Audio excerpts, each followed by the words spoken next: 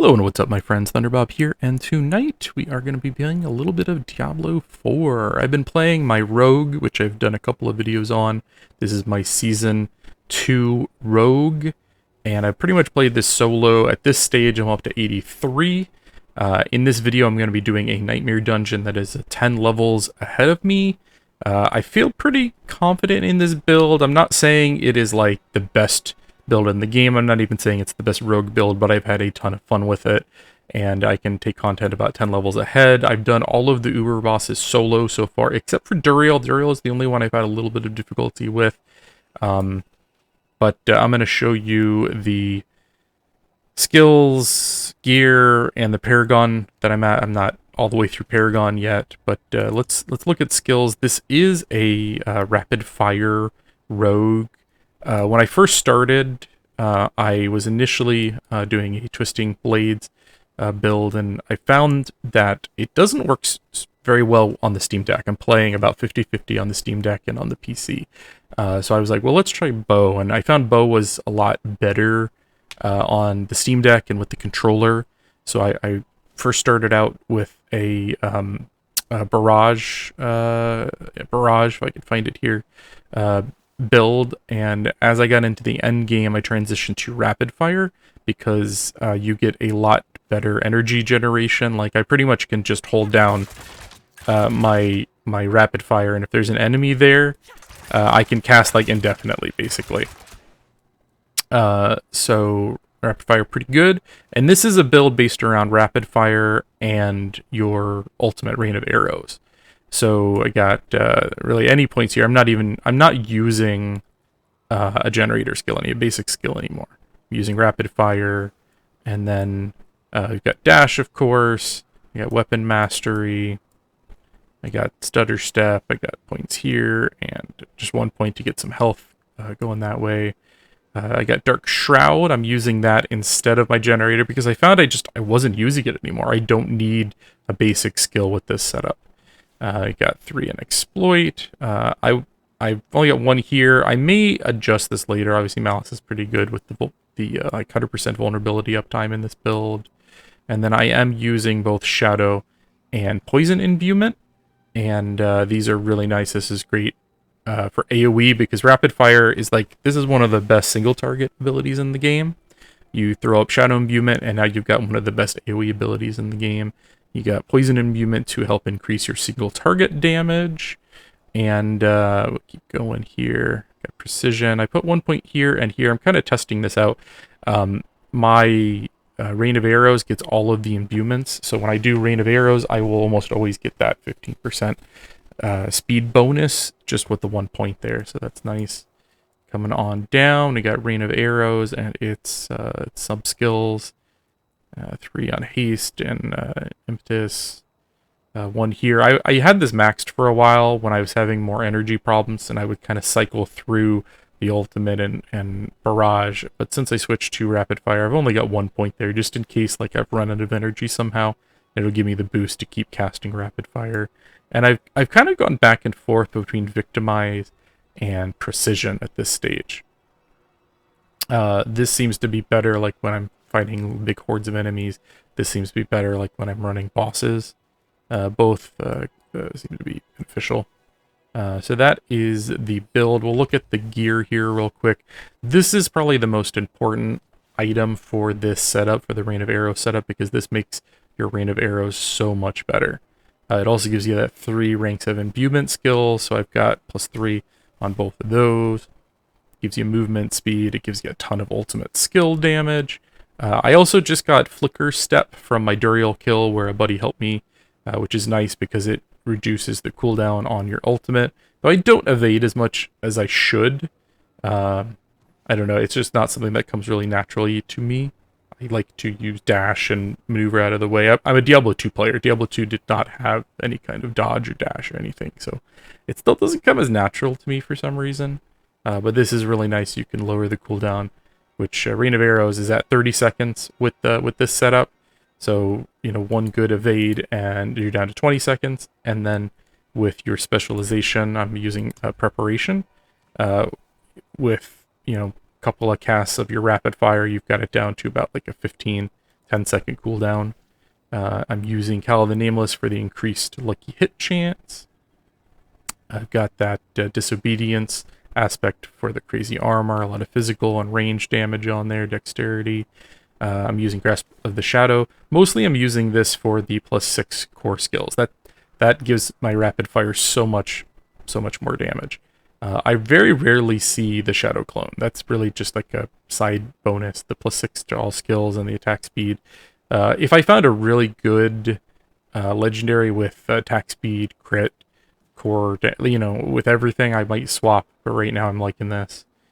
I had the pants on that made the unique ones that gave your death trap a big bonus, but when I transitioned to Rain of Arrows, I got rid of it, and now I'm using this. I get a free Dusk Shroud every 3 seconds, and my Dusk Shroud is more powerful, and since it's on my bar, this makes it go from, 8 to 12 for Dark Shroud.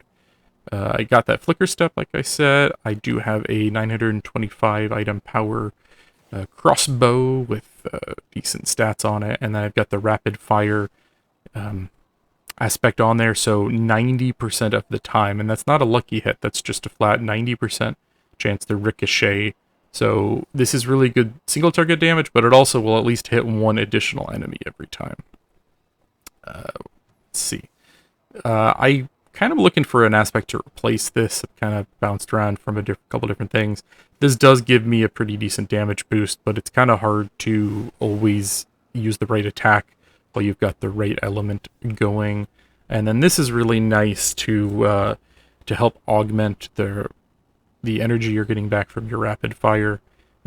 If you ever run into issues, this is like the other thing that'll help you go. And critical sites, of course, skills increase your attack speed. And my imbuements are 40% increased potency. So this also really, really helps power up your imbuements. And like I said, with the Word of Hakan, every time I do my ultimate, it is doing so much damage, and it's triggering all 3 of the imbuements. So really fun setup there. We'll look at my powers here real quick. I've got Prey on the Weak. You get additional vulnerable damage, and anyone afflicted by Vampiric Curse is also vulnerable. And then I have a 44% chance to inflict Vampiric Curse, and then also your stored souls do way more damage. And I get life back with Rapid Fire. This is just a nice quick increase in health regeneration. Ravenous, 20% chance to increase your attack speed by 40% of your movement speed. This triggers, and I get a 62.2% attack speed bonus. That's pretty crazy. It's a lot of attack speed. And then Anticipation lowers the cooldown of Rain of Arrows by 20% and increases the damage pretty substantially, because I almost always have stuff poisoned. So that's a pretty big damage bonus. And then last but not least, the Paragon, which I'm not done with. I've got the Critical Strike glyph here that reduces my energy cost. Again, just helps me go kind of infinite with Rapid Fire. I've got the No Witness board here, which is a nice ultimate damage bonus. And then I've got the one that Exploit, which basically anytime I hit anything, it will be vulnerable. So almost everything I'm attacking is vulnerable. I've got Tricks of the Trade. Oftentimes I'm switching between Dash and my Rapid Fire and my Ultimate, so I've almost always got that 25% damage bonus. The other really nice thing, actually it's on this one. Where is it? The damage bonus you get from this is crazy. 50% damage to healthy enemies. So like that's anything with 80% or more health. Basically anything when I run into it for the first time, I'm doing 50% more damage plus 15% critical damage. I'm doing 20% more damage. Just a lot of nice damage bonuses on this board. One of my favorite ones to start with. And yeah, Tricks of the Trade. And my glyph here is the physical damage one. I'm still leveling those up. Really, I need to spend more time on Nightmare Dungeons. I've spent so much time doing Hell Tides and doing like the vampire stuff. Like I have all of my vampire powers at level 3 at this stage because I really wanted to toy around with all of them. So now I'm kind of late doing the Nightmare Dungeons and leveling up my glyphs. So we're going to jump in and just do a quick run of this dungeon. It is 10 levels approximately above my character's level, and yeah, we'll jump right in. Thanks for watching, everyone. Alright, so here is the dungeon. Nothing really amazing, like, that's gonna make my build just that much better. I mean, you got the reduced cooldown, but it's not increasing the damage of anything, though I'm doing 30% less physical damage, which is a decent amount of my damage, so I'm actually... It's just kind of an in-between dungeon as far as this build's concerned. And it's a fun build. It's largely based around my ultimate, and it's like a fun, like, you cast your ultimate, and it's got a really low cooldown. Like, when I get a group of guys here together, I'll just go ahead and cast it. So it's like 30 seconds. I just leveled. But every time you cast, it's like maybe 3 or 4 rapid fires. It reduces it by 5 more seconds. So you end up getting to use your ultimate very frequently. And then you get your imbuements. You got Shadow, which is very good for like groups of enemies. And then you've got your Poison, which is very good for individual enemies. And then the ultimate is just like so fun. Like you get a group of enemies together and almost always one shots. Like these guys are 10 levels above me. And my ultimate alone, like, will nearly one-shot them. So just like a fun combination of abilities. Let's see if I can get another good group of guys here together. Usually I'll use my ultimate, like, frequently. And, like, I really push forward and, like, try to get as many guys together as I can to, like, benefit from it. All those explosions, just fun stuff.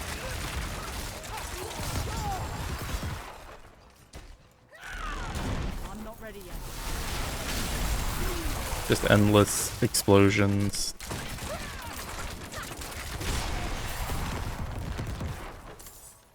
I am a little squishier than I would like to be, is maybe my only complaint. These guys, when they're 10 levels ahead, hit pretty hard. And I've soloed pretty much from the beginning. Like, I did a little bit of co-op with a buddy of mine, but I haven't, like, traded gear or anything like that. I've soloed all of the Uber bosses so far, except for Duriel. I tried, and I got him down to about 20%, and my damage reduction is just not enough to overcome that level 100 difference. So I did call in someone to help me kill him in the end. I think given like another 5 levels, I could almost certainly solo it. My friends were cut down. And yeah,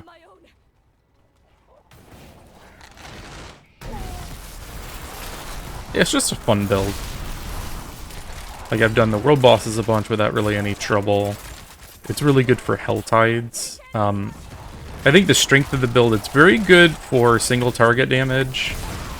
And then it's also very good for large groups of enemies. So, like, Rapid Fire, I think, is one of the best single target abilities in the game. And then the Rain of Arrows is maybe my favorite, like, AoE ability in the game. Like, it's such a, like, screen clearing ability. And it's so fun, like, just seeing the arrows, like, completely cover your screen.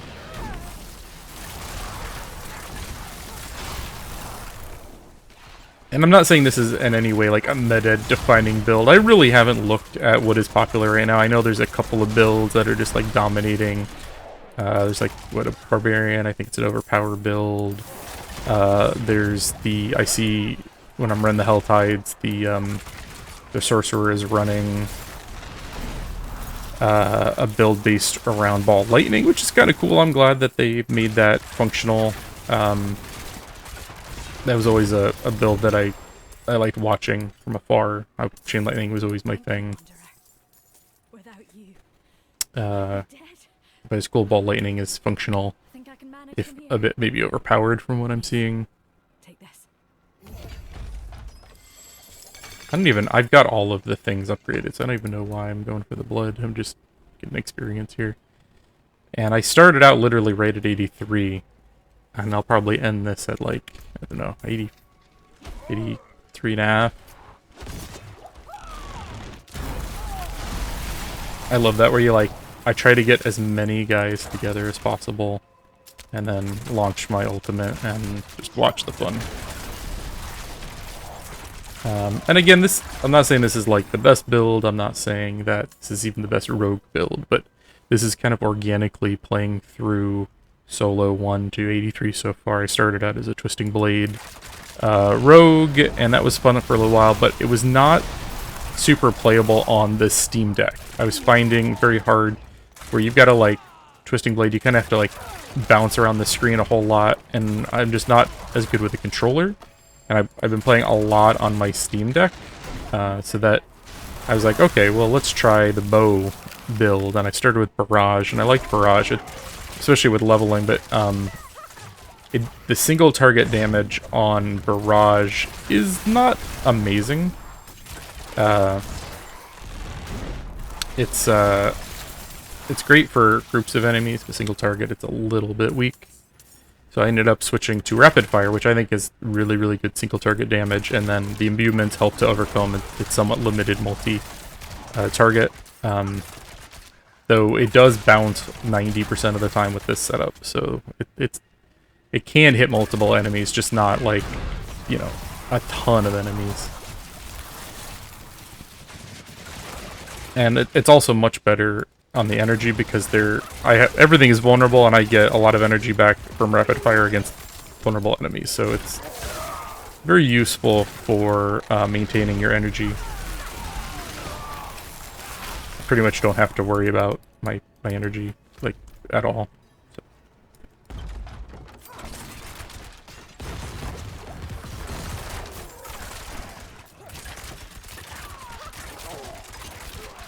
I'll definitely still be playing around with this build. I feel like I could probably optimize this further. There's a couple of items that I still need to upgrade, a couple of uniques that I think could make it just a little bit better.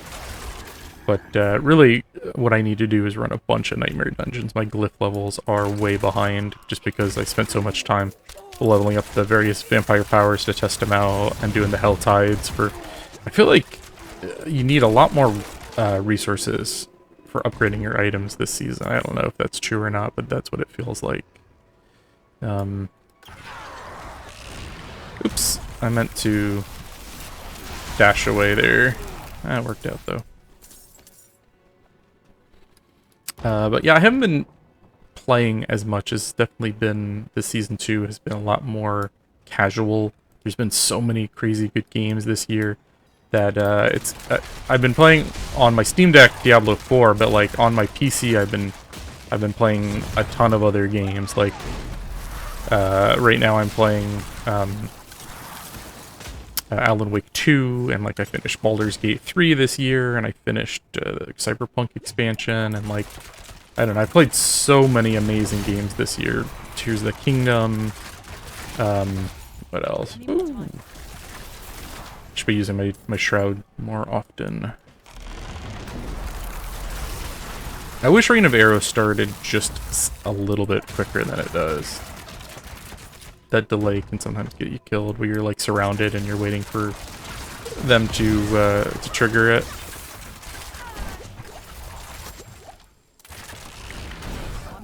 Like that, where I'm just like, okay. Now they're dead.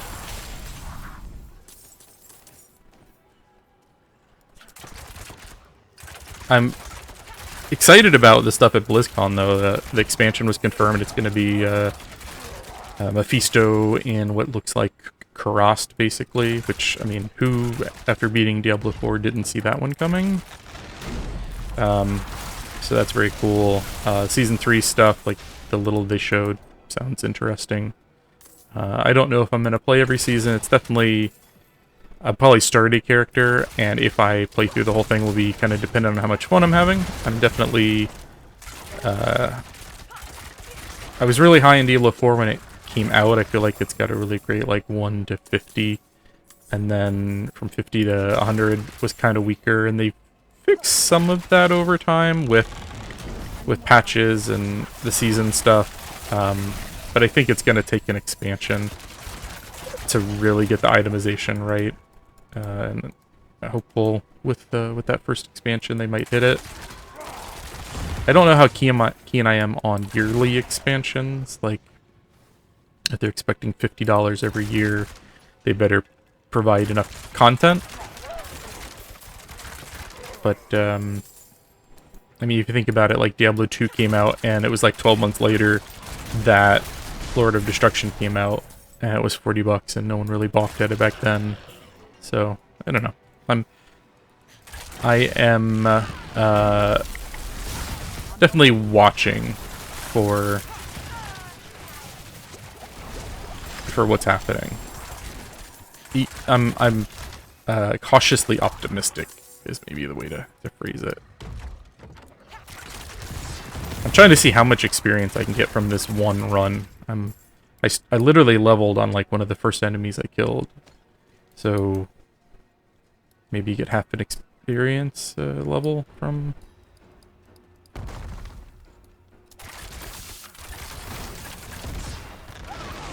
And this build is so good at bosses. Like 10 seconds or less. Except for Duriel, apparently. Duriel kicked my ass. Yeah, and I'm still leveling these. Like, I'm kind of still figuring out with the rogue which direction I want to go to. I started leveling exploit early so I could get that free vulnerability. Yeah, so that's the build. That's a quick nightmare dungeon. I will probably attempt Duriel again, maybe when I hit like 90. I feel like maybe it'll be a bit easier by then. But I do want to thank you for watching tonight, and if you enjoy what I'm doing, feel free to check out some other content. I've got a bunch of Diablo-related stuff, Diablo 1, Diablo 2, Diablo 3, and 4, but I also play a lot of other games. I'm into new PC releases, I'm into retro, and also virtual reality. So if you like what I'm doing, like, subscribe, drop me a comment, and have a great night, everybody.